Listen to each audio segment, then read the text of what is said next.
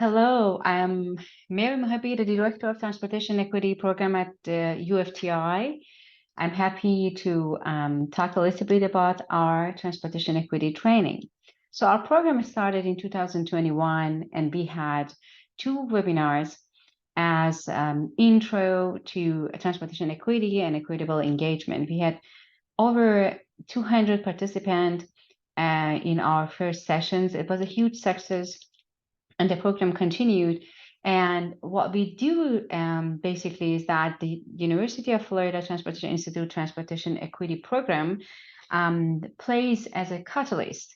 So we connect transportation equity experts and well-known figures to engineers and planners who desire to get transportation equity education. And all the smiley faces you see in this slide are only a few of the amazing individuals who collaborated or all collaborating with us right now for our training, different types of training that we have.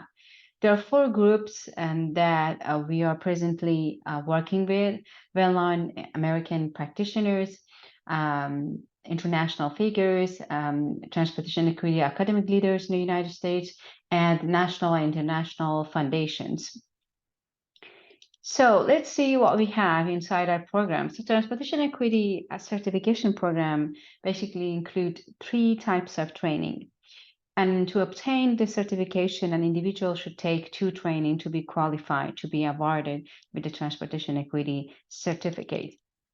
So in Transportation Equity Fundamental 1, we mainly focus on social context and effective and meaningful engagement. In Transportation Equity Fundamental 2, we focus on worldwide accessibility matrix, and we provide you with a list of applicable and pragmatic approaches to measure accessibility and elevate equity throughout the process of transportation planning.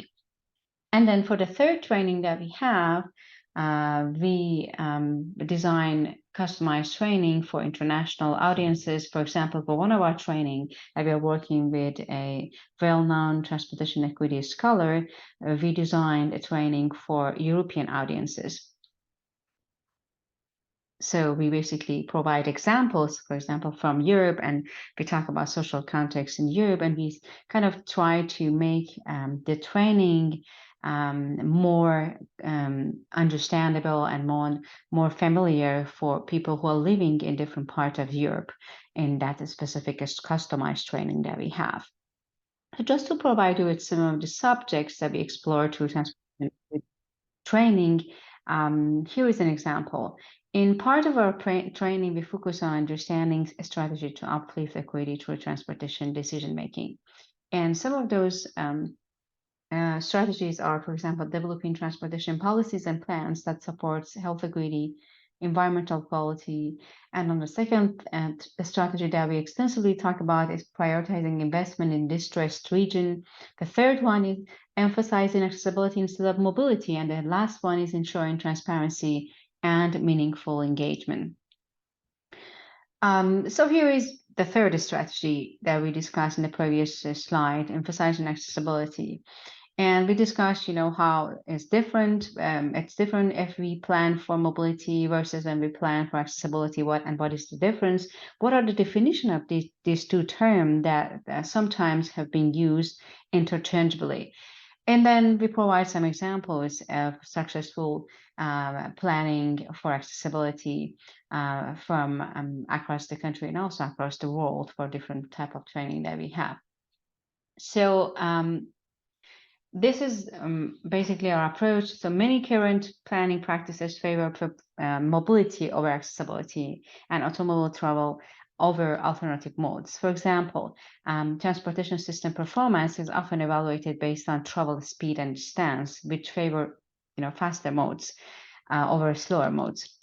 And a lots of examples that you can have. So you can see in this image, the transportation equity training focuses on the bigger picture, which encompasses both mobility perspective and traffic perspective.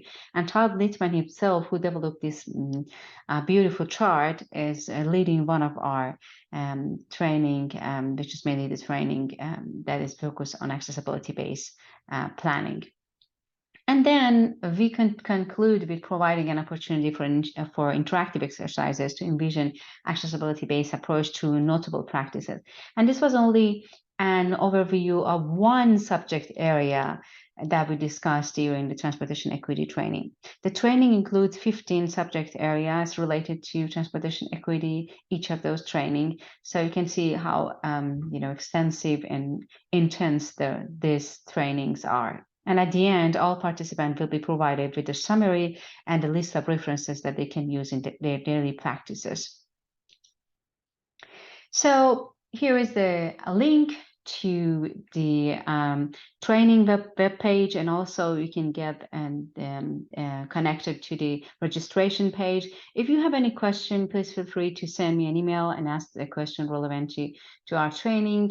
We will be happy to see you or your colleagues in the upcoming training and learn from each other during the training. It's an interactive training, so we are updating our training based on the feedback that we receive from participants, and none of our training are the same as the one that we had before. So it's the advantage and the very positive side of transportation equity subject itself. That's a dynamic subject, and we need to update our material frequently to better understand the community that we are serving and the present issues and imbalance that we face in the transportation industry.